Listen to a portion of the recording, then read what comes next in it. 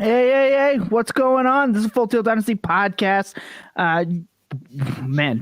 We're on Triple Play right now, live exclusively, the Triple Play Fantasy Walkabout. Just unbelievable week we had. We had the Devi show. We had another banger of an episode on Tuesday. This Tuesday, we have Pat Dougherty of NBC Sports Edge. He's coming back to play was it a headline or was it not a headline? Can't wait for that. We're sifting through a bunch of old, like Tim Tebow-esque Pat Dougherty articles. Obviously, a lot to get to today, so I don't want to just sit here and spout a bunch of nonsense. However, the Full Tilt Dynasty Podcast Discord is up. It's running. We're active. Maddie's in there tossing stuff at us left, right, and center, as he usually is. Again, lots of stuff happening at Full Tilt. Go like, subscribe if you're not already at the YouTube. It helps us out a lot. Leave a comment, helps us boost. I don't care. Tell us our shirts are dirty. Tell us our hats suck. I don't really care what you say. And we'll give you a good reply too, of course. But of course, joining me today, if you notice, if you're watching over there on the YouTubes, it looks a little different because this is a 3-man program these days. And it is, of course, myself. I am Thomas Tipple FF. Joining me as always from around the world is at Tom_Lee92.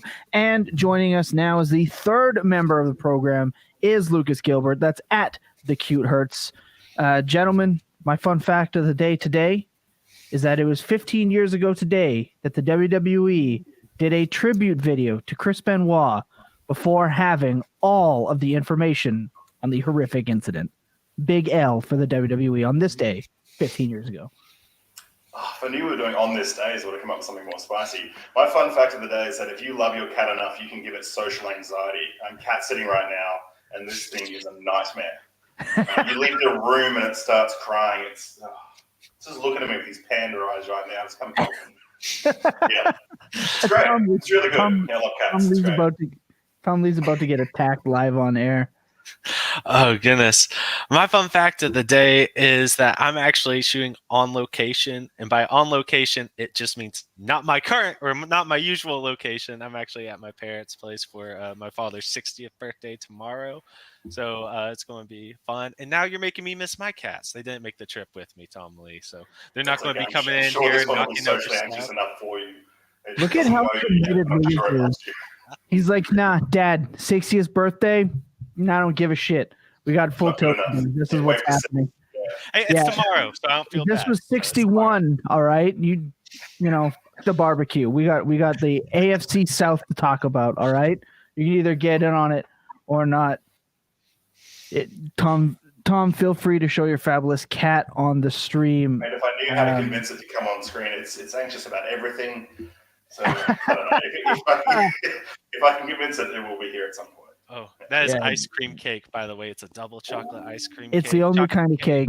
It's the only kind of cake. Look, let's get firing. Look, obviously this is Saturday, so a lot of news has come out already, and there's 372,461 podcasts, articles, tweets, good or bad. Obviously, look, I say this every time. It really feels like Saturday is like when we get the chance to say something like this. We're a fantasy football show. We're going to continue to be a fantasy football show. There's absolute fucking anarchy and chaos in the U.S. right now, everywhere really, and we know it sucks and it affects a lot of people, but that's not what you're going to get from us here. We're doing fantasy. So aside from all of that news, we understand that it's happening. We're not just going to not address it. Yeah, it's bigger than everything. Yeah. Right, exactly. We just want that stated. However, there was fantasy football related news, and we just want to go through some of the stuff that maybe might not have been beaten over the head to death with a bat. So let's go. Gronk retired. We kind of saw it coming. If you try to sell me on Otten, I'm probably just going to block you and or mute you. I don't want to hear it. Kamara anticipating suspension. You should have had that already baked in. We've seen people trade up for him. If you didn't think that beating somebody in a bar in Vegas was going to get you suspended from the NFL, you need to have been watching this show for longer. Watson's situation still unclear. Obviously, we did address that on the last show. Jacob's article on a Frat Player Profiler. Go and read it. Hooper, one of Tannehill's preferred targets in camp, probably because it's the only person Tannehill recognizes. So obviously more training camp stuff. And then as Tom Lee has written here, other shit. Marlon Mack could lead. Also in the same week, Damian Pierce could be the lead back. So, I mean, obviously Houston's going to be an absolute shit show. We know that. Draft the lowest in ADP and ride. Like, that's how we treat that. Okay, maybe not. Maybe maybe Pierce instead. The middle child. Get the middle child. I also didn't even know David Johnson got cut. Somehow, like, that slipped through me caring. Very odd. And he's turning down work, so that's yeah. Really good business decision. Goes to the Saints. He goes, nah, the deal's just not going to fit, mate. I'm pretty sure at a 31-year-old running back that moves like molasses, you should be accepting any and all contract offers, but I get it as a pro. 100%. Anything here that we super duper want to talk about? I don't think so. This is all pretty standard stuff. All right, we're going to move on. I agree. You know what does happen, though? And it happens so much in the offseason. There are things out there that absolutely shits me to tears. And I understand that you guys also have things that may bug you and really rile you up, grind your gears, if you would. Tom Lee, you have something written here, and this is something that does bother me, but I'm going to let you. What is it that shits you to tears when it comes to this time of the year? Well, it sort of leads on from the Marlon Mack and Damian Pierce news. And it's camp hype and media, bullshit media from the camp and from mini camp and from every other type of camp that I don't quite understand because I've never done it. Stop having camps is my point. If you're an NFL team, I don't care about your camp. Go away, become a better team. That's fine. But I don't need to hear that every player on your roster could be wide receiver 1 or wide receiver 41 on your team, even though you don't have that many. It just doesn't make a lot of sense. So for me, it's not necessarily that there is this media. It's the reaction that we see on Twitter, or the false reaction that convinces people we should be changing things right now because of this. And I think it's not necessarily for the people who've been around for a fair bit. We've seen a lot of it. It's for the people who are new to it, who are getting excited by, this might be your first off season in Dynasty. This might be your introduction to drafting in Dynasty. Don't start reading into all this shit. We hear it every single year. We saw, Sam Darnold, different person to last year. Is that a good thing? You brought him in last year saying he's good. Is he now bad? Like, this is the same people telling you this. So, this is the sort of stuff we're hearing. So everyone's in the best shape of their life. Yeah. Except for Traylon Burks, who has asthma and can't play football. Jamar Chase couldn't adjust to the NFL ball. Zeke's primed to get the full load. Again. It's constant. It's all the time. And it's important to remember that 100%. It is. Coach speak should be ignored unless it fits your own narrative. Like, that is something that I will say over and over and over again. If you're trying to get trades done, you use that coach speak. But if you're listening to that coach speak and taking it, it's important to know when somebody really is bad. Like, if they're really bad, and not just like one guy on Twitter that follows like the Seahawks or be like, oh, this guy's fucking terrible. Like, if it's noticeably bad, didn't know Kamara is a thing. 6 games, at least, like potentially 6 games, could be more even. I don't think he's a repeat offender, so they might show leniency. He might be able to peel that down to 4. We'll see. But you didn't know about Kamara. So I got to watch the show earlier. Stop drafting him now. Stop it until his ADP reflects what can happen. He's already standing on the edge of the cliff for his career. Not great. I guess that does kind of affect Olave. Maybe some people think it does. I know the Podfather's all on Olave right now. He's kind of the last man standing. I mean, Michael Thomas has a mystery ankle that doesn't seem to ever want to heal, but he can do box jumps. Can't get on the football field, but he can box jump on it. Schrodinger's ankle. Yeah. Yeah. I hate the box. The box jump is just a terrifying drill to watch people do. Like, it hurts me to watch, mostly because I can't do it anymore. So there's that. Little bit of jealousy. Look, we got to talk about the AFC South today. Today we're doing the Titans, we're doing the Colts. But before we get to the real shtick, we're gonna punish a tallie. Look, it's a casual conversation. You're sitting back with your boys. You want to have a little bit of a bevy, right? A little tall boy, if you would. But we're gonna punch a tallie here. Have a quick little sit down conversation with the mates. But a couple of things. Startup ADP madness. Some values that we currently like, and obviously, naturally, we'll get into some of the ADP that we currently can't stand. Mine's going to be really simple because it's not one player in particular. It's a certain type of player, okay? And it is dusty running backs. At this time of the offseason, I am in 2 drafts with you guys, and this is not even like technically say an official ADP because drafts are so different. I am in a draft with Jacob and Bulletproof Discord member only draft, and I think Alvin Kamara was a 7th round pick in that draft. Okay, so it's obviously not in every draft that this happens, but the one draft that the 3 of us are all in, we'll reference quite a bit over the next little while. Shout out to everyone listening. If they are, shout out to you. Also, sorry about a couple of things we're going to mention here.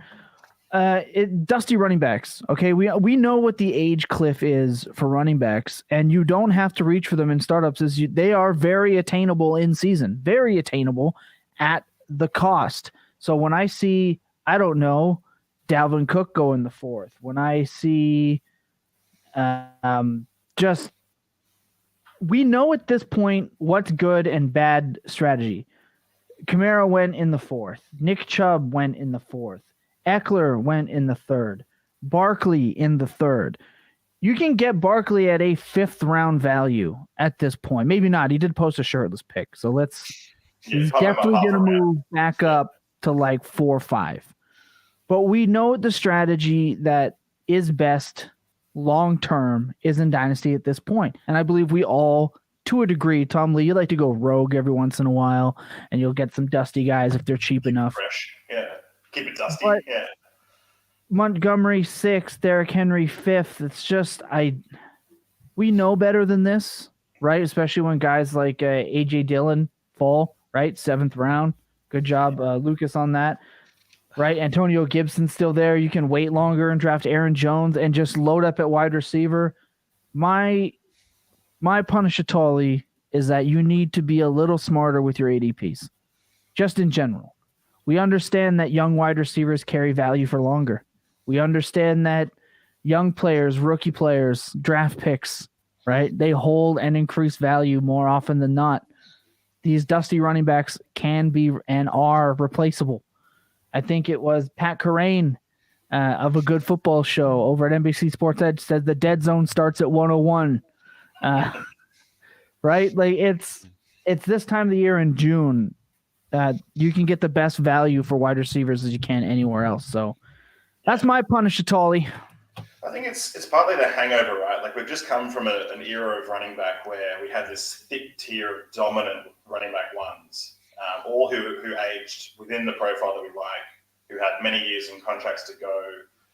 And we still are attached to those names. Like we're still used to seeing them. They're still scoring weekly quite well. But we need to be looking at these ages and seeing that this tier is pushing out. The other issue has been in the last 2 drafts, there hasn't been another thick tier coming through. Yes, the phrase thick tier is interesting. Mark Ingram draftable. Yes. And you should. Absolutely. And you should. Last year, Jacob, Billy, and I we were all discussing on the Full Tilt show what would happen when Kamara was down. And what did we say? The backup for the New Orleans Saints, whoever the number 2 running back is, outside of Tony Jones, because he lasted like 3 snaps, produces something ridiculous like 16.5 points per game or something. So just unbelievable. And you're right. Abraham Smith. It's Abraham, I believe. Yeah. Okay.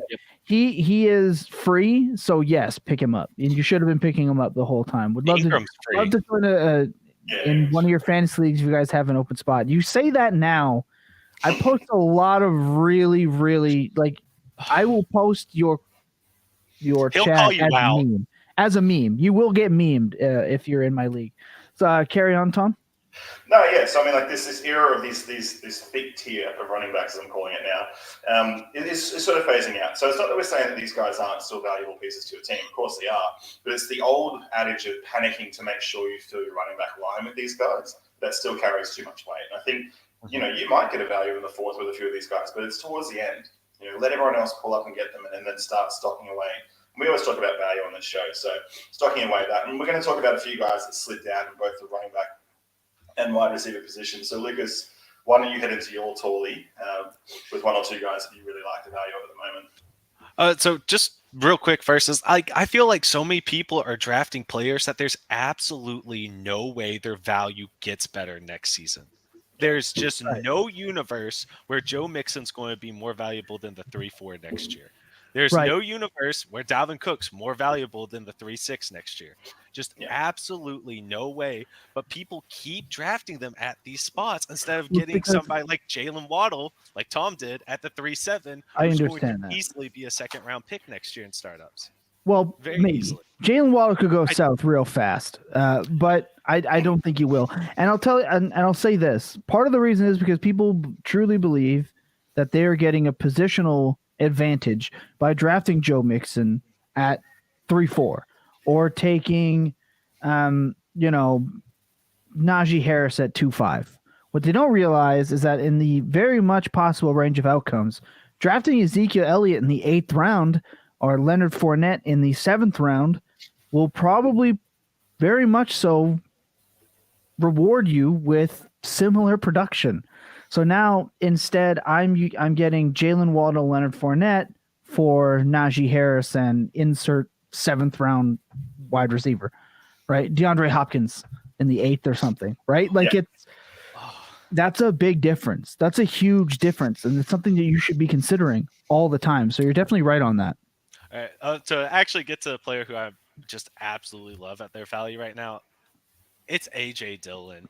I mean, holy cow! That's somebody who will, I think, can very easily be a top 15 running back this year. Is signed to a Yeah. contract that runs through next season, where he should have an even bigger workload, and you're getting him for the RB23 right now. That I absolutely love that value. I just got him with the first pick in the 7th, and I even overdrafted him. Yet I still feel like he's a value at that pick. So I'm feeling really good there. He's somebody I try my darndest to not leave a draft without him. I get so excited every time I see him on the board in the 7th round, and I keep trading back to stockpile 6th and 7th round picks because there's so AJ Dillon's my favorite player at that value, but there are a lot of other players in that range who I think you all are about to talk about who I just absolutely love taking there.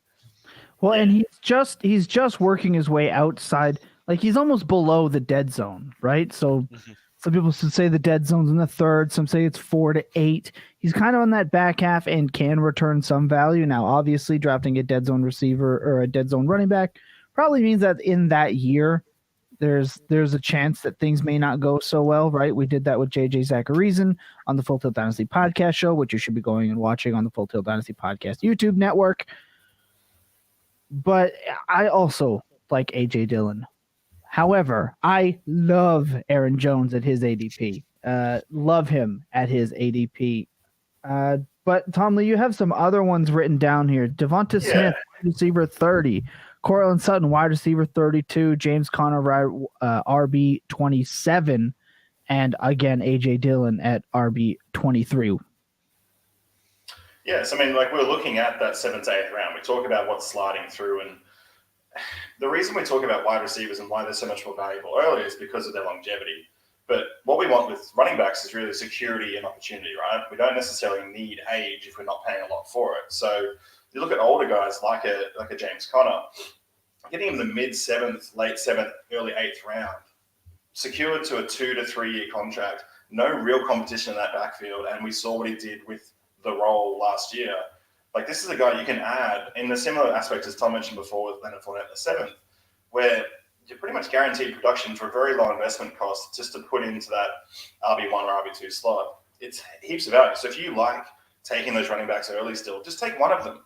You know, don't necessarily commit yourself to doing 2 or 3 and trying to fill your team up when you know there's so much more of these guys floating back in those rounds. And like Lucas said before, trading back or trading up with real late value to get up into that 6th to 9th round sort of block at the moment seems to be the way to go about it because there's a heap of value. The other 2 guys, Smith and Sutton, it's hard. We know when it comes to wide receiver 3s, like Tom always says, there's 7,000 million, whatever it is. But there's guys who have the opportunity to push above that. And that for me is why they stand out in 7th and 8th. If you didn't get the opportunity to grab the guy you wanted in those early rounds and just been acquiring value, to get a talent like Devonta Smith at wide receiver 30, even though his team isn't pass heavy, He's still the number two guy in that offense. Pass that's heavy still yet. Yeah, right. So this is it. So you can live through the past, and then we project towards the future. But wide receiver 30 for a guy who 2 years ago won the Heisman. Like this is a different athlete. It's just nuts for me. And then you get a lot of people, and this is why I'm surprised with Sutton, is you get a lot of people talking about Sutton as a potential wide receiver 1 because of Wilson coming across, right? The other part is he looks bad, but he doesn't look wide receiver, like the end of a wide receiver 3 bad for me. He's still a great opportunity in this range of throwing a dart and going, well, what if I do get a guy who ends up being a wide receiver 1 for a couple of years? So that's why he's in there. He's a bit different to the other two. Connor's your classic, pick him up later as a running back. For me, Smith's the one as far as we look at the last few years. There's always been one of those rookie guys who slides back into that middling, no one knows what to do with him wide receiver tier. And he is, for me, the one guy that I'd probably be looking at in that range if you want both produce now and towards the future. I think Devonta Smith is just getting absolutely dookied all over because, Jalen Hurts may not be good. They don't throw a lot. Look, I understand I made an argument that A.J. Brown isn't, or in my opinion, is hilariously overrated. But that's not to say that Devonta Smith cannot flourish and deserves to be drafted a lot higher. We don't always know that Jalen Hurts is going to be the quarterback in Philadelphia. We don't know. We have no idea what they're going to do. And we don't know if they will change their offense around. We don't know. We saw the Ravens increase their offense in passing. Granted, they needed to. It was necessary. But we don't know what the Eagles are going to do. We have no idea. To let a player that has the draft capital, the pedigree, you understand he was a late declare, but he still looked fine. He had multiple games in the top 12 last year. It just wasn't consistent. He was also a rookie wide receiver. We're going to find out. But letting a player like that drop to wide receiver 30, in my opinion, is egregious. Also, I just want to point out, it's not that Aaron Jones is a my guy. He's really not. Like, I still won't draft him in the 7th and 8th round in startups. If he falls below that, I will consider it. And that's only because I've already usually drafted one running back, and I will not draft two in the first 10 rounds if I can avoid it. Right? If like an Ezekiel Elliott is there at like 9-12, I'll consider it. But even still, 9-12 for Zeke is like a reach for me.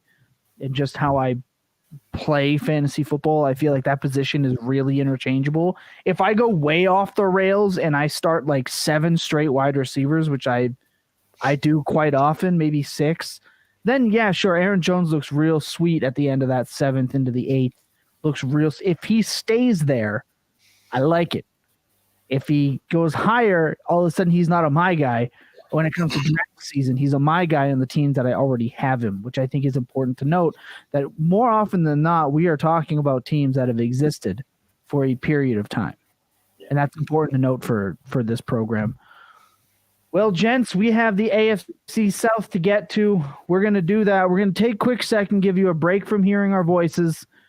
And when we come back, we are going to get into the Tennessee Titans from 2021. What happened, what didn't, and what do we think is coming down the turnpike for 2022? This is going to be a lot of Treylon Burks talk, so sit tight. Ambiguity is a really strong thing when you take it into account because it means value and it means fear. Two things that are really important in the marketplace that we play fantasy football in. Mm-hmm. Ambiguity means that this player that is so high that we love them above everyone else has such a potential to come down. And the same thing goes for this player who you're getting much lower.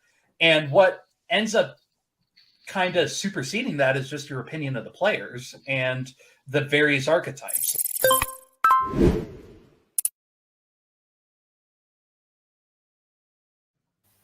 Billy makes a good point. He always does. Man's a very smart man. You can catch him every Tuesday with us. Full Tilt Dynasty podcast. Obviously, the anchor program this week. Pat Dougherty again. Now friend of the show. NBC Sports Edge's own Pat Dougherty. Love him. Let's talk Tennessee Titans, folks. The Tennessee Titans obviously traded away A.J. Brown. They found his replacement, at least, or so they're hoping, Treylon Burks, who apparently is going to open the season as the wide receiver 3 in Tennessee. We're going to talk about that because I think that's absolutely hilarious. Lucas, you've been doing a lot of looking up of things. What have they lost over there in Tennessee?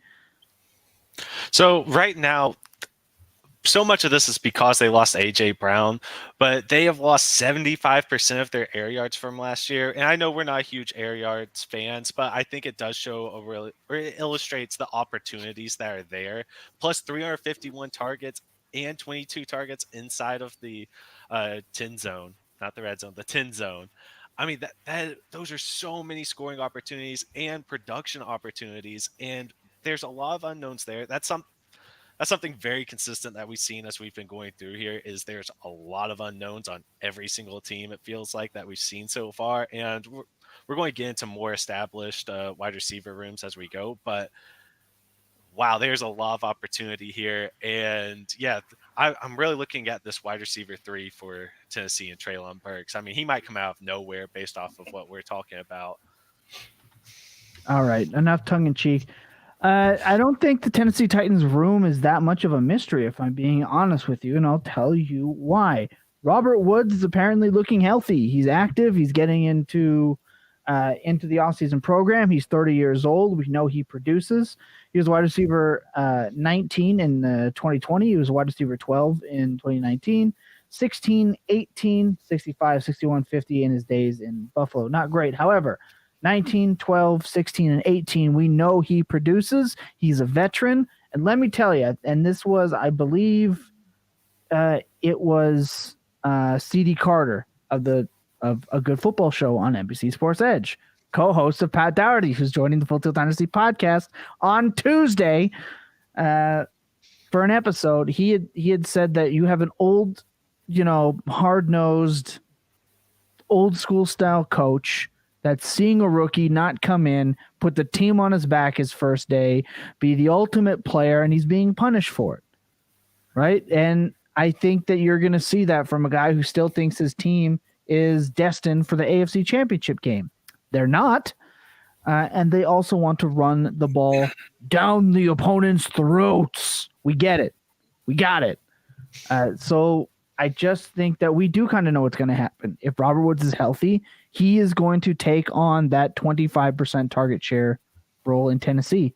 However, I think that by week 10, week 11, like we do with a lot of rookies, we're going to see Burks take over because I don't think they're going to have a choice. I think their team is going to be shit awful, and they're going to have to trot out their star wide receiver that they traded their other star wide receiver just to be able to acquire. I think it's the only thing that makes sense. It's the only thing that makes sense. And we can look at what A.J. Brown accumulated in a season where he did leave games. He didn't play all of them. It was one of my biggest problems with A.J. Brown. But when A.J. Brown was not in, the team absolutely struggled. They had the ghost of Julio Jones, right? He was obviously absolutely deceased. Well, 105 targets, 63 receptions, 869 yards for A.J. Brown at a 27% target share, 17.9% in the red zone. Pretty good. Only 11 deep targets. He had 5 total touchdowns, 2.7 yards per route run, and 8.3 yards per target. Pretty good, right? 65. We'll round it up. We'll go 66% of his snaps were out wide. Obviously graded out huge at Pro Football Focus with an 88.8, but he did perform under expected. His expected fantasy points was 15.2, which is only good for 15th in the league. And he did finish with a 13.9, which was good for 24th. So not what we saw in 2020. It was very disappointing. However, if let's say you put this on to Treylon Burks this year, that stat line, I'm very excited for Treylon Burks if that's what he ends his season with. Anywhere near a 23% target share for Treylon Burks is going to be massive. And who else do they have? They have Austin Hooper, who we said at the beginning of the show, Ryan Tannehill likes. Austin Hooper is the tight end version of sadness. He is sadness incarnate. He is hard to watch. He's slow. His biggest success came in a season where Matt Ryan just sat there and hammered him with the ball for the first, 11 weeks of the season in 2019. And then he's done next to nothing since going to the Browns. Now he's on the Titans. Ferk Daddy, obviously not going to be a thing. Nick Westbrook, Akine, not a thing. I do like, though, if I'm going to pick another player on this team, folks, I do like our boy Kyle Phillips. I like Kyle Phillips. I like him a lot. And I would still look on waivers for a guy like Des Fitzpatrick. Okay, obviously, after year 1, year 2, they kind of fade away. But I want Kyle Phillips on my team. I want him on my roster. Put him on your taxi squad and forget about him. Obviously, guys, the Titans targeted the wide receivers. This is why it's important for Burks. 311 times. That's almost 60% of the time. Only targeted the running backs 19.9% at 104 targets. Why? Derrick Henry does not catch passes. Tight end targets 108, 20.7. That's not a lot. That's not a lot. That's not a lot at all. So obviously the wide receivers are the focal point. They just traded up to draft one. That is the basics of the Tennessee. Oh my God. Tennessee Titans. Tom Lee, what stood out to you for the Titans, especially after the Derrick Henry injury from last year? So it's not that it's not clear as far as who's going to be in what role. The key for me is that Matty does a lot of research for us, right? So behind the scenes, we've got our boy Matty who's pulling up all these numbers. And what he's done, he always puts together like the main guys who exist in all the different areas. There's 5 names on this list where there should be 8 to 10. So not a lot happened, even though a lot still happened for the team. So that's what kind of makes it a bit murky for me is where do you attach what to? AJ Brown wasn't healthy all season, so his target total's not fully there. The next wide receiver up was Nick Westbrook-Akine, 56 targets. So we're only talking 160 targets of the 300 plus that existed for the team, with Ryan Tannehill attempting over 500. So it's a little murky as far as what numbers we're going to attach to people should they stay healthy, and that's probably the only real hesitation for me as to where do we evaluate them. But the key for me with Treylon Burks is you're not paying because whether it's because people think he has asthma and can't breathe or whatever shit you're buying into, you're not paying the same as you would for everyone else, right? You look at like Drake London, who's going at 102 in most rookie drafts. As he should be. 105, 106 on what should be a more competitive offense with more targets outside of him to draw coverage away from, with a guy who, when they want to run up the middle, is going to pull a lot of people into that running box. Why not go for someone like Treylon Burks at a discount at this point? Even if he can't breathe, there's going to be plenty of games you're not playing in Denver at Mile High. Like if you are buying that heavily into this narrative where, and like you said, this is a coach who wants players to earn it in a hard-working team. And I think he fits that perfectly. So, I'm excited for what people like Treylon Burks will be. I think Woods is a great value. Tannehill's someone who's difficult to evaluate. Fantasy points per game as far as quarterbacks go, number 14 overall, right? Pretty good. Yeah, pretty good. True passer rating, not amazing. He didn't perform amazingly, but he also didn't have much to throw to, and he threw a hell of a lot. So what do you do with him? He's slipped in ADP all the way down to quarterback 22. You've got a guy who we all thought, the guy who we thought would be drafted a lot higher in the NFL draft, backing him up or possibly backing him up. You have to draft him. He's worth more than the quarterback 22, and he's really almost going as far as startup drafts go. He's nearly free when it comes to quarterbacks because people don't want to jump on board because nothing sexy stands out in that stat line except for the points per game. He's the perfect quarterback 2 for me at a low investment cost. So he's the one that really stands out because the rest is not fully there, which makes it harder for me to evaluate exactly what's going to happen to others. I think the whole offense is pretty much a value at this point, though. Treylon Burks is a wide receiver 24 according to Keep Track Cut right now. That is above the likes of Mike Evans, Marquise Brown, Elijah Moore, Jerry Jeudy, Cortland Sutton, Darnell Mooney, Mike Williams, Keenan Allen, and even Sky Moore. And he is falling in people's opinions because he can't breathe, and oh no, Ryan Tannehill. There are worst case scenarios for Treylon Burks out there, or Treylon. Sorry, however you want to be. We will do our best to respect how you'd like your name enunciated. Kay Lucas, what stands out to you on this team, and what do you think is transferring over to 2022? What can we expect in 2022? So we keep talking about the wide receivers here, so I won't put too much more of a point onto that, except for I think it was last week, friend of the show, guest on the show, JJ Zacharyson, did a podcast about rookie wide receivers for redraft, and something that he saw was the wide receivers that were rookies that are getting drafted with higher draft capital or higher ADPs those are the ones, the second half of the season, they are outperforming their fantasy points per game by 3 points per game on average for the ones who are actually going to break out. And that's monstrous. I'm really excited about Treylon Burks for that, because like, if we keep getting this camp hype and he keeps getting pushed down boards, oh, he's going to be just such a value. But I'll talk about Derrick Henry a little bit. Man, at 5th round, ADP, running back 15, I don't want to buy him. I do not. But it hurts seeing him go by in the 5th round, because you're like, man, that's somebody who's going to be a monster this year, and That's then somebody who's going to eventually be die on my awful. team. He's You think not he's going to be awful? Derrick Henry's efficiency numbers have been going down. Derrick Henry's a guy that you watch run the ball up the middle, get hit. He falls for 3 yards, falls for 3 yards, falls for 2 yards, gets 7 yards, gets 6 yards, but looks really tough doing it, and then gets a 47-yard touchdown.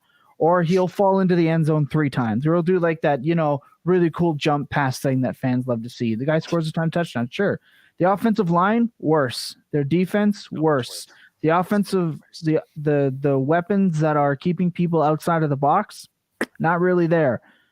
That's trouble for a guy like Derrick Henry. Big guy, played in the playoffs, right? Came back from the foot injury, didn't look great. He's got more time to bounce back. He's got more time to bounce back. It's the offseason, it's whatever. 28 years old, big back. Now with a foot problem, and those for running backs are not great. And we understand we're not predicting injuries. We do not predict injuries. Okay, but I will also say this: there's no such thing as an injury-prone running back. They're just running backs, because they're all going to get hurt eventually. And so you're telling me that you can either get Derrick Henry, who, sure, if he plays and he's healthy over his career, he's fantastic. But again, 28. You tried trading away Derrick Henry on your dynasty teams lately? You can't. So again, I would defer to a later round running back. I would rather draft Garrett Wilson. I would rather draft Treylon Burks and then get Leonard Fournette, James Conner later. Because again, replacement value players. And John, if you are listening to this, I understand. That's Dynasty Coach A. You could have caught him Thursday covering for me on the Full Tilt Devy podcast. Phenomenal player. Weird obsession with Derrick Henry. I'm going to call it now. Last year was the start of the decline. It's not really like a hot takey thing that a 28-year-old giant inefficient running back is going to start to decline at this point, but someone's got to tell you there, Johnny boy. We got, where are you guys getting your ADP from? So for this exercise, our ADP is coming from Sleeper on this exercise, and then I believe the other ADP was done from DLF. So we normally try to shout them out as well if we can, so it's a good point. And now something that I am seeing with Derrick Henry, like he just went in the 5th in the league that we're all in. We're doing a startup right now, and I took Cam Akers before him. Yeah. And like, I mean, it's just getting over that wall of knowing that this is a player who has produced, probably still will produce RB1 numbers, at least solely off of volume if he's not injured. But he's somebody who has absolutely no future value to your team. Yeah. And I mean, what's the most you're going to get for him at the trade deadline this year if your team sucks? Maybe a first, and that's from a really contending team. So you might get like a 111, 112 if you're lucky, but nobody you have to be want to lighting pay it that. up. Yeah. He has to be producing. You have to really be RB lighting it up. Numbers for you to get that. So there's very few worlds where he's going to give you really good value coming out into next year. And a lot of that is just narrative based, but also it's going to be production based too. The wall has to be somewhere. We all thought maybe 2 years ago he was coming up on it. A lot of us thought last year it kind of came true just based off of injury, not necessarily production, even though it was inefficient production. But that wall has to come up at some point. He's really tough. I'll say this. I'll say this. If you say an RB is going to decline every year, eventually you're going to be right. So, I mean, this could be this is the year for me. It has to be. I don't see a scenario where you're right, retains his value. If you already got him on teams, you're probably already a contender, right? If him going down was the only reason that you, quote unquote, lost the finals, you weren't a real contender. So you're kind of just stuck with them. And as for, we don't project injuries, but I predict Robert Woods playing at most 12 games. What do you think? I'd agree. Late season, the injury, 12 games is about reasonable, but I still think he leads the team in targets next year overall. I really think so, because I really think Burks is going to get punished. I think he's going to be punished by this coaching staff.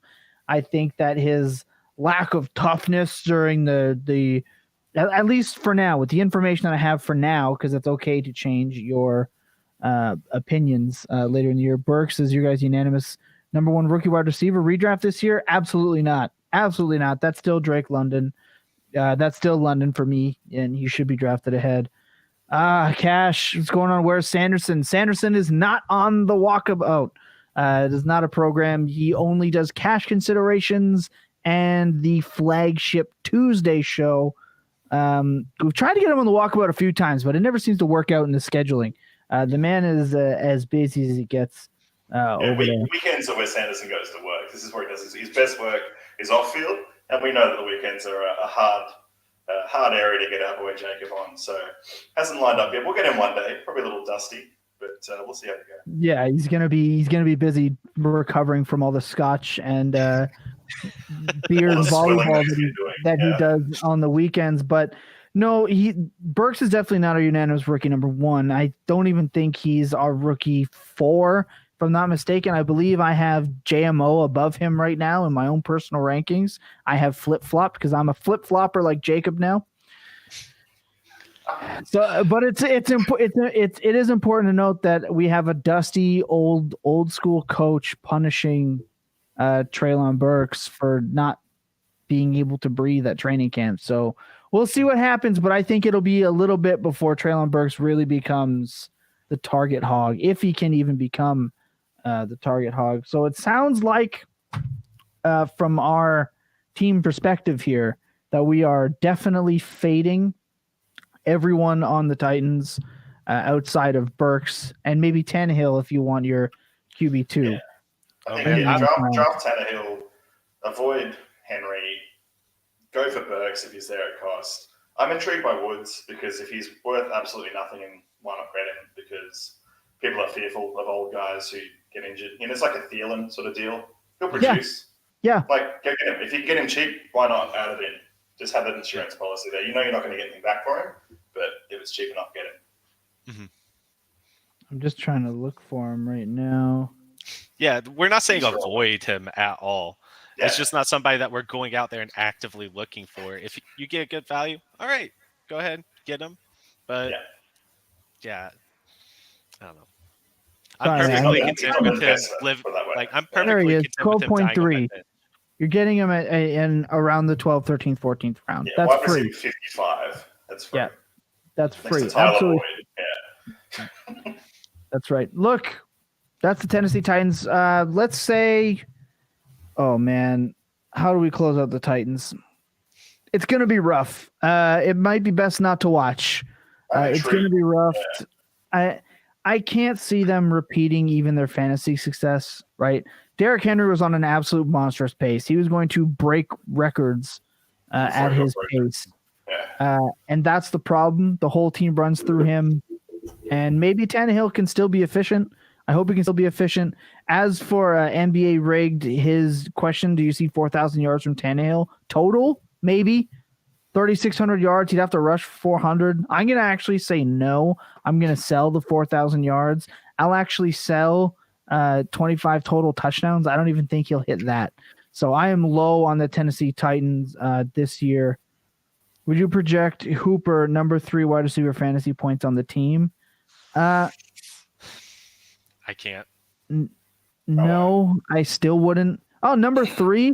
Who would he have to get beat by?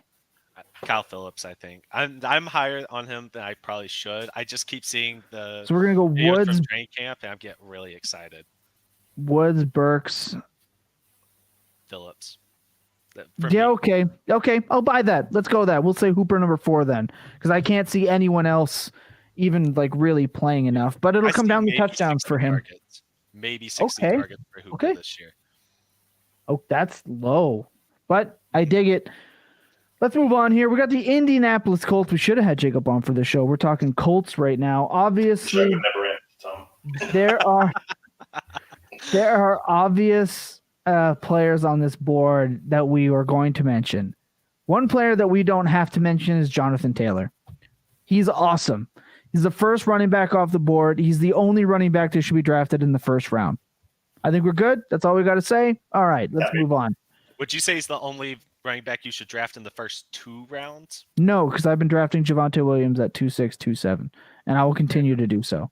And Christian McCaffrey and Swift probably shouldn't make it out of the second either. I just prefer Javonte. So the Indianapolis Colts decided we've seen enough for Mr. Carson Wentz. He is gone. They shipped him out to the Commanders. Zach Pascal did his thing, which was not a whole lot. Michael Pittman broke out. Nyheim Hines was only good enough a couple of times to frustrate a few people. I feel like Mo Alley Cox is going to get overtaken by Kylie Granson only because I have Kylie Granson on like 70% of my fantasy team. So I think you mean Jelani Woods, but no, I don't. Woods is you're talking about a rookie tight end here, okay? Granson's not a rookie tight end, so there you go. That's the technicalities I'm going to try to win this by. However, they did draft Alec Pierce, who I'm starting to like his ADP. I am stacking him a ton in best ball on underdog. 100% in on that combo. My favorite player on this team, not named Jonathan Taylor, and someone that I'll actually be able to acquire at his value is Matt Ryan. In the last 2 drafts I've done, Matt Ryan is my de facto QB1, I believe, and I'll tell you why. Tom Lee. You're shaking your head over there at me. I like a chuckle. Go on. Let's do this. Let's take a look what Matt Ryan was before absolutely everything on his team went to absolute shit. QB 30. I love you telling me the Falcons fan That's about not this. good. Please continue. Yeah, no. QB 16, QB 22, QB 3, QB 12, QB 14, QB 31, QB 3, and then we had in week 11 and 12, QB 24, QB 22, QB 24, QB 16, QB 20. That's not bad with what he had to work with. And now he's getting an improved offensive line, one of the best running games in the league. They drafted Alec Pierce, who could suck. Who knows? They have Paris Campbell, who will run like 7 routes and then be dusted again.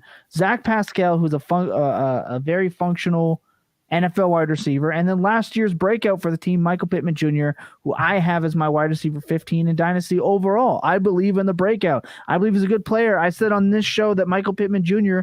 will be for Matt Ryan what everyone wanted Calvin Ridley to be on the Falcons. I have said that before, and I'm saying it again into a microphone so people can hear me. I believe that breakout was legitimate. I believe that wide receiver 15 to 12 is very possible. He operates the exact same way that Matt Ryan loves from his players. Matt Ryan at his current ADP is an absolute steal. He is a bargain. Matt Ryan threw the ball 500. Oh, no, that is Carson Wentz. Oh, my gosh. Hold on. Give me 1 second. He's not Carson Wentz. Don't hold him to that. 560 times with the Falcons. Now, if Carson Wentz threw the ball, as I had just mentioned, as often as he did at 516, that's obviously considerably less attempts, but 46 deep ball attempts for Matt Ryan, not afraid to chuck it deep. 89 red zone attempts. That's obviously going to go down on the Indianapolis Colts because Jonathan Taylor is in the red zone. You give him the damn ball. But he's a very good, how can I say? He's a professional quarterback. He's a manager of the game, and that's not as bad for your fantasy teams as people might think. He was 12th in pressured throws. He had a lot of danger plays, but I believe that's just because he was just eating the ball a little bit more than he would have to. He's a very accurate quarterback. His true completion percentage is very good. 47% completion on deep ball, outstanding. Pressured completion, 4th. Play action, 11th. Red zone, 21st. Not great, but he just couldn't find. He's never been a red zone. He's never been a throw it in the end zone type quarterback. He's too safe. That was so frustrating about Julio Jones for all those years in Atlanta. Tom Lee, you would know this. You watched this for the last 17 years of your life. Yeah. Sorry to hear that. But he's accurate. He can beat zone coverage, no problem. Man, he struggled last season anyway. He's an upgrade from Carson Wentz, so he should be an upgrade to Michael Pittman, and I really believe that. And with guys, Hilton is not there as far as I know, and Pierce comes in to be the big guy that runs fast. and clears it out. It's going to benefit Ryan. And Kylan Granson's very good. So, yeah, and Matt Ryan, where do you three gentlemen have him ranked on your board, redraft and dynasty? He's kind of in the same spot. Again, I want him as my QB2 in Superflex. We only really talk about Superflex here, right? But if you're getting him at QB 25, 27, 30, like in some leagues, you're getting a high-valued QB2 on your fantasy team.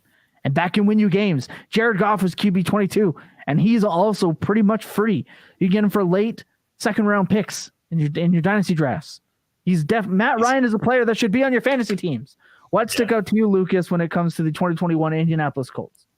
Oh my goodness! Just looking at it is I forget how good that Jonathan Taylor is, but also, man, I am so excited for Michael Pittman, especially because I was getting ready to sell him in a lot of places last year.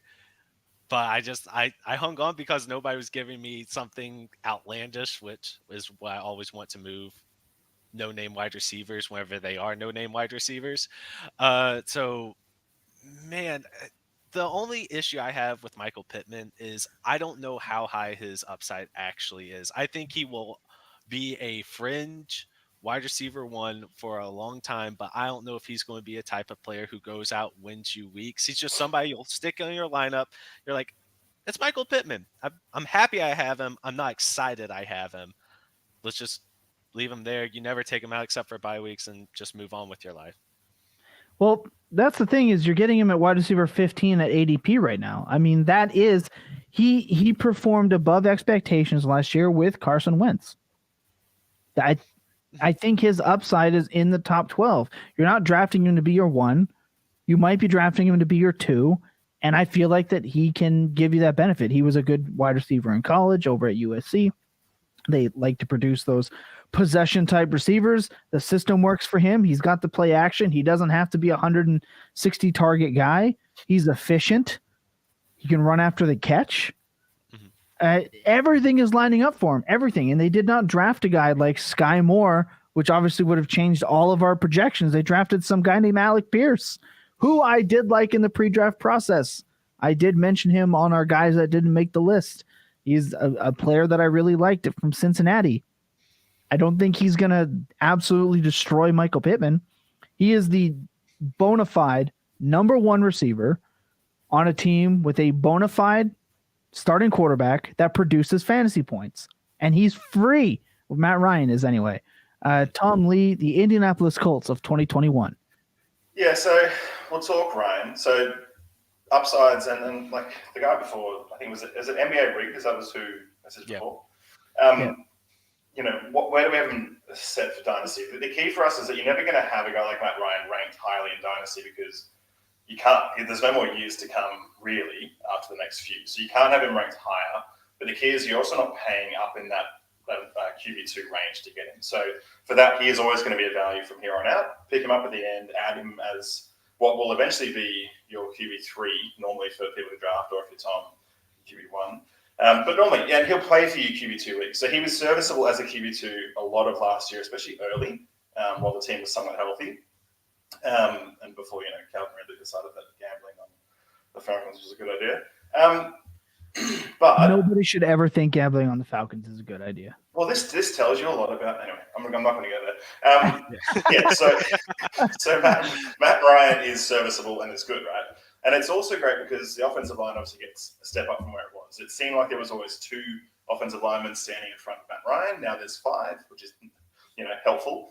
And he is a game manager, so he's going to bring a lot of the accuracy up as far as the wide receiver targets go.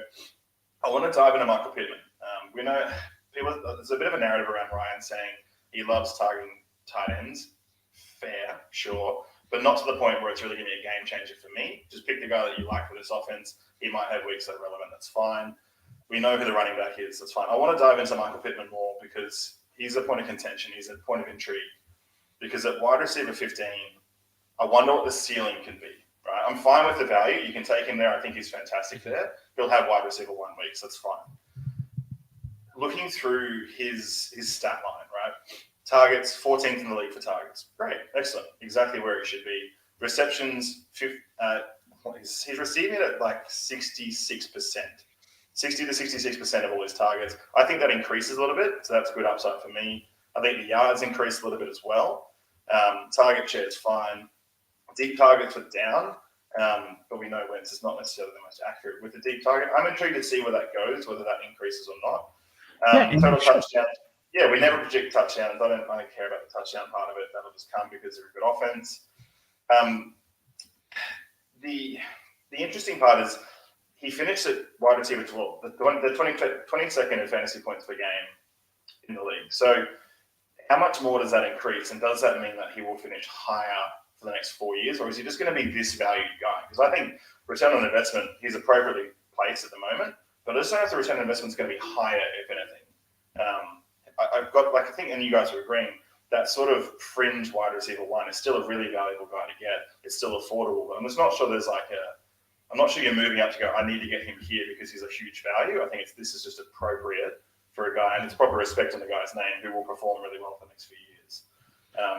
So I think don't get them misconstrued. We're not saying this guy is going to be the wide receiver one, right?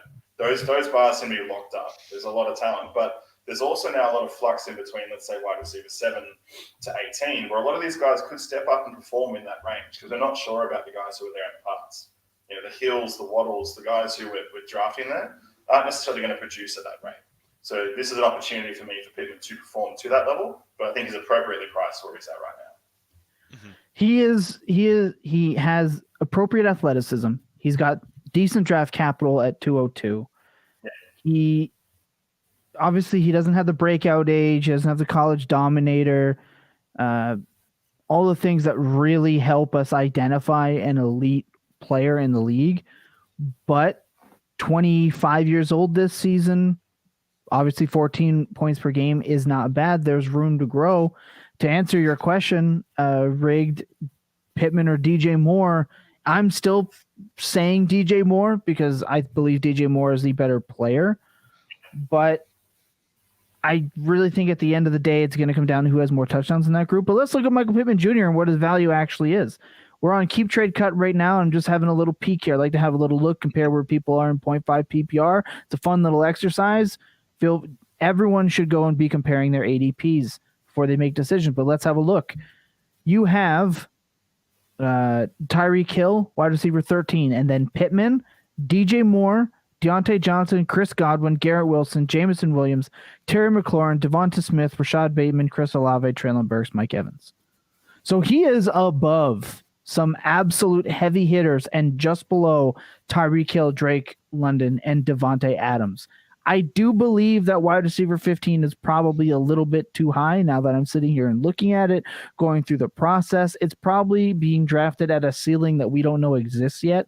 But like I said, I believe that Matt Ryan can help elevate his game. 1,200 yards. If we were to say 1,200 yards for Michael Pittman, over. Lucas, over. Tom Lee, over.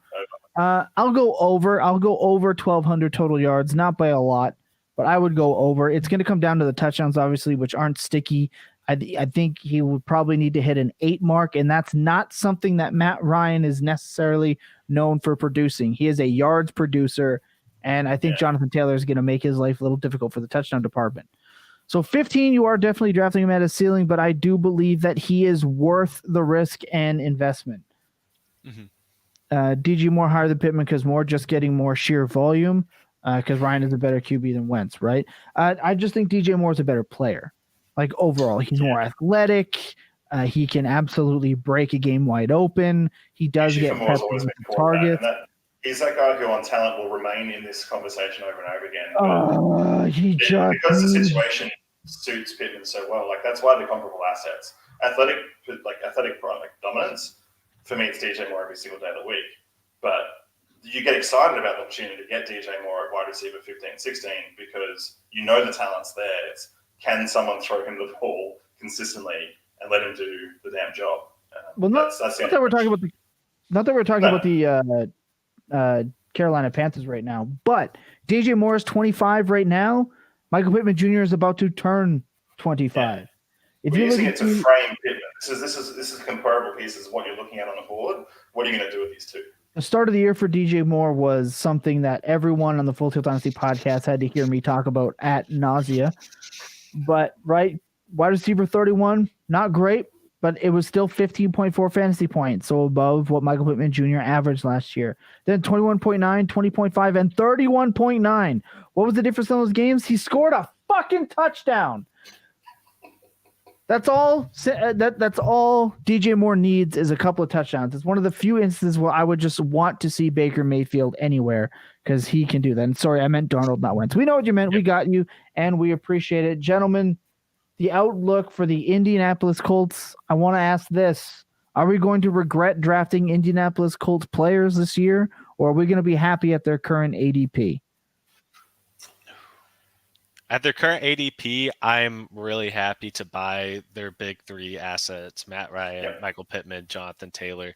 I won't have a lot of Jonathan Taylor just because that's not how I really like to build my teams. And it seems like every time I'm in a startup, I'm at the 101 through 103, and I can't get people to trade up ridiculous amounts to go up there and to my spot. And then whenever I get to the back end, I prefer Jamar Chase or Justin Jefferson. But I mean, he's a fantastic player. He's the safest bet to be a top 5 RB in the league. Safest bet to be a RB1 again this year.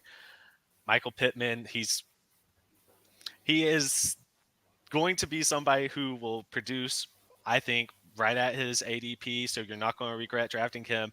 And it has Matt Ryan right now in the 70s in your ADP. But he's going way later, especially whenever teams are doubling up on quarterbacks early on in a startup. Nobody else will touch one until they get into rookies later. And then they're taking rookies over Matt Ryan. Like Malik Willis is going ahead of Matt Ryan in most of the startups I've done so far this year. I'm very happy with them. I don't think it's going to be a super flashy team. I mean, Jonathan Taylor's flashy because he is the RB1.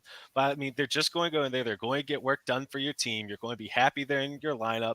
And you go and you'll worry about other spots on your roster with more high-risk players. I don't mind that at all. Tom Lee? Yeah, I'm very similarly placed. I like all these guys at value. But like Lucas said, I'm probably not going to own a lot outside of Ryan. Whether that be through startup or in leagues. I know you guys hear us harp on a lot about how we love to acquire value. Running backs who have such high value like Jonathan Taylor, and yet you can replace some of that production and pick up so much value, just appeal for me off roster so much more. And you're going to lose weeks because of him. That's fine. You've just got to cop that. It's got to be built in that you're backing in your system to cover the rest of the team, knowing someone out there is going to just kill you on that given week.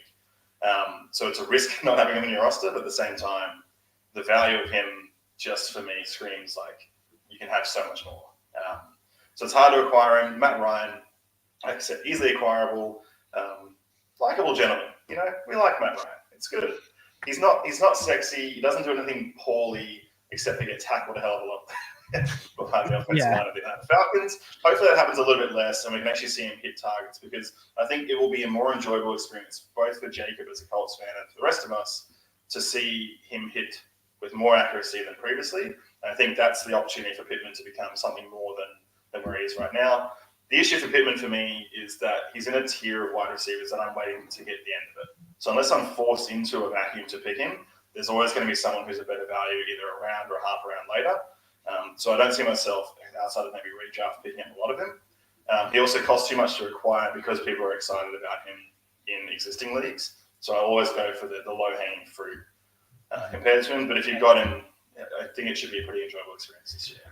See, I also kind of agree. And that's the beautiful thing about talking this stuff up is you can actually change your mind. And I'm not above changing my mind. I do think Pittman at 15 is too high. Listen to the players around him right now. Look, we're going to start at wide receiver 10. DK Metcalf, Devontae Adams, Drake London, Tyreek Hill, Michael Pittman. And as I mentioned, DJ Moore, who I'd rather have, Deontay, who I'd rather have, Chris Godwin, I'm indifferent on. I think they could end up producing very similarly. I'd rather have Garrett Wilson. I would rather have Jameson Williams. Terry McLaurin is somewhat of a wash, and I would not rather have Devonta Smith. So I think it's very interesting that you can be comfortable with a 15 or 19 spot for Michael Pittman Jr. At the end of the day, I think if you are drafting wide receiver 15, Michael Pittman, you're drafting him at what could potentially be his ceiling. And that is actually kind of scary to think about. I love what you just said there, where you were listing out the wide receivers that you rather have before him, because that's what's happening in leagues is you'll find people who get excited about the upside, because I don't like Michael Pittman's upside is wide receiver 15. That's where his ADP is. That's where he comes up on the ranks as you're drafting. But people get so excited for the upside of these receivers that are going after him that he's been pushed down a little bit in some of my leagues, where I got him at the turn for the 5th round in one league, and that was amazing. So he's somebody who I'm paying attention to as he's going through. Not someone I trade up for, but man, I'm very happy with him, even if I rather have some other wide receivers before him, like you said. But I think his ADP's at 15. Yeah, I think his ADP's at 15 because you have the instances where Garrett Wilson's getting drafted at wide receiver 15, and then the instances where he's going to get wide receiver 30 because you don't have that Garrett Wilson fan. And the same thing happens with some of those other wide receivers is they have a lot wider range in their ADP, whereas I feel like Michael Pittman's a very steady there. So I think Pittman will consistently be a wide receiver 2, and hopefully with Matt Ryan doing all the things that I talk so glowingly about will help him have a couple of QB1 weeks. I think it's important. Look, we're at a very dead point of the offseason. It's a very tough point, but this is the part of the offseason, not the type of the offseason, part of the offseason where you can really make some headway in value, right? And we definitely dislike words like upside because it can be thrown around constantly, or value because everyone's a value. This is such a great value. This is such a great value. But values can be dangerous. And thinking that you just have the system beat can also be very dangerous. As I said, I came in here thinking wide receiver 15 for Michael Pittman Jr. is a lock. I'm going to walk my statement back, and I'm going to post on Twitter. I'm going to be in the Full Tilt Dynasty podcast Discord talking about this process as I go through it, because apparently I need to do some reevaluating. I think drafting Michael Pittman Jr. at his wide receiver 15, wide receiver 16 spot is probably just a little bit too high. I would still prefer Deontay Johnson, who is a top 10 dynasty receiver for me right now, and DJ Moore, who is a top 12 dynasty receiver for me. So I feel like I have a type, and I feel like Michael Pittman Jr. can do it, but I just don't think drafting him right now is ideal. What's the outlook of Alec Pierce with Matt Ryan throwing him the dart, finishing wide receiver number 3 on the team? Probably the wide receiver 2 on the team, given how little Pascal and Campbell tend to play, but I don't think you're going to want the wide receiver 3 on the team. So I think the wide receiver 3 on the team is more than likely going to be Jonathan Taylor. Unless it's best ball. Can Pierce clear 500 yards this year? Sure he can. Sure, absolutely he can. He could. I just don't know if I'm going to care about 500 yards this year, right? That's not somebody I'm going to want to insert into the lineup. So he's going at 160 in best ball drafts right now, which at that point I'm perfectly fine taking a dart on him, especially if you have Matt Ryan. I mean, because he'll probably produce at least 2 weeks of top 24 wide receiver value whenever he has 100 yards on 3 catches and 2 touchdowns. So fine there, but not somebody I'm putting a lot of. I have stacked Alec Pierce and Matt Ryan in my last 2 best ball drafts on Underdog, which you can go and use promo code Full Tilt. If you've never signed up before on Underdog, they will match your deposit up to $100. Gentlemen, final thoughts before we get out of here. Tom Lee?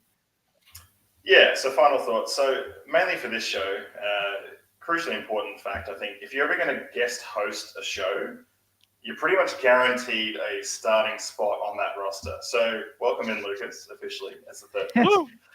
Phil's in 1 week, and he was good enough to get a backup, and then Phil's in the second week. We're like, yeah, let's just make this a thing. So well done. Aussie slang.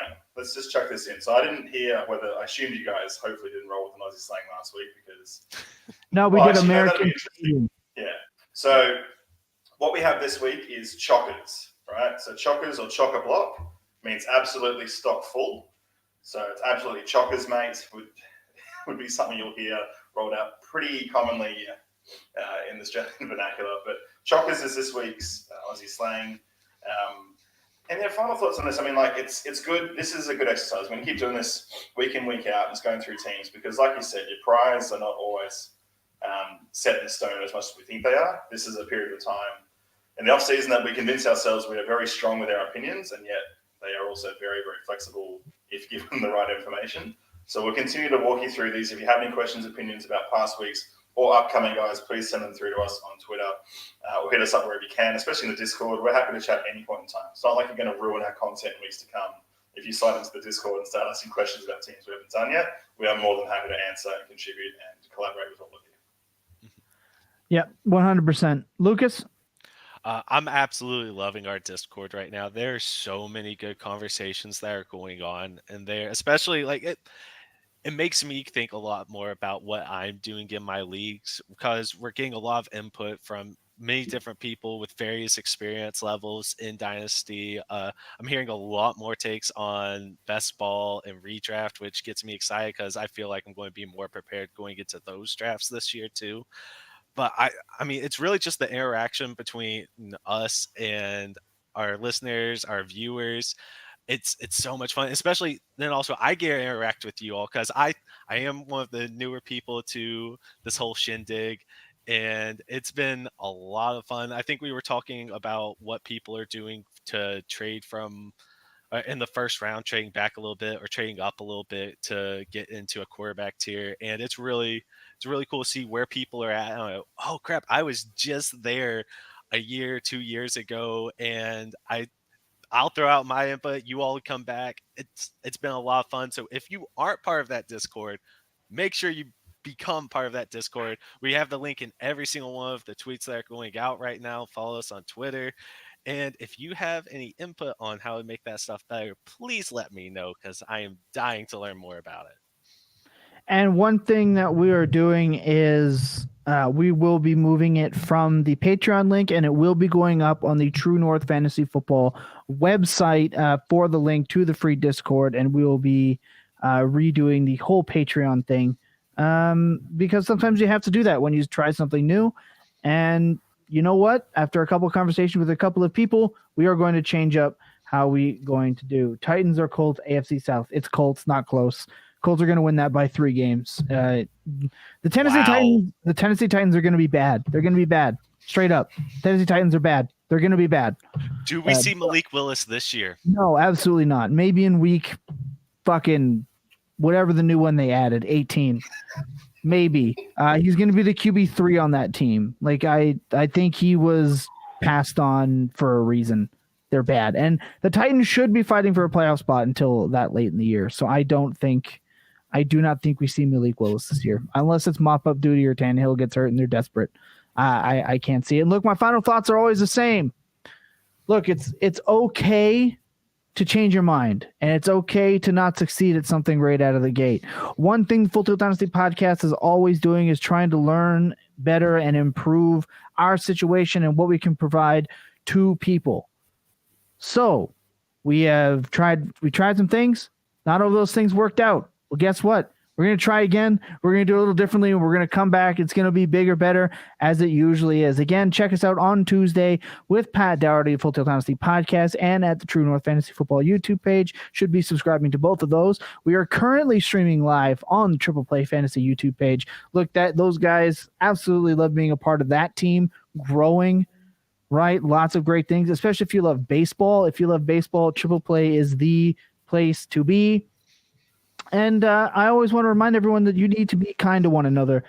Right now, as I previously mentioned, it is absolute chaos and anarchy all across the internet and all around the world. It's important to remember that there are people on the other side of your screen. And that's something that is not checked in on enough in your dynasty leagues, on Twitter, via text. Remember that there's other people on the other side. Always remember that. It's important. Look, you can make fun, you can have a great time, you can crack one up, but again, remember that there are people out there. Remember, check in on your loved ones because you never know when they need it. Remember that clear eyes and full hearts can never lose, and your best days, goddamn, they're always spent tilting. Good night, everybody.